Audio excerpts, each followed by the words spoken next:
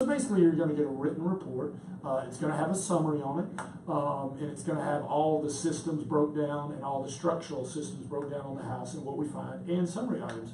Now we have a thing, and I think there's a couple of other inspectors that are doing this as well, where it's an auto-generated repair request, where you can actually go online and you can go through each item and accept, like, I can live with that. Oh, I've seen this. You see it? Or we want that repaired, or we want a monetary, compensation for Right. that. Go through each one, and then immediately you can email it, print it, email it to the listing agent, and and this is So there's a little less talking back and forth. It's really just giving the components that are most important to that buyer that you should Sure, fix. sure. That's pretty cool. And I'll let Tyler speak on this. People always ask me, what has to be fixed? What has to be fixed? Well, everything's negotiable.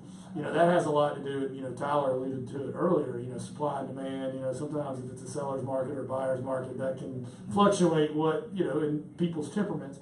I will say this, everything's negotiable except one thing, if there's a loan on the property, and that's termites. And Chris could probably back this up. If there's termites, you're not getting a loan on that property. If it has active termites, that's going to have to be treated. For sure. Because the bank is not going to loan money on a property with active termites because and the reason being, most homeowners insurance doesn't cover termites. So, Chris, is loaning the money. He has to make sure that this asset is worth what they're loaning the money on, and it's covered by insurance.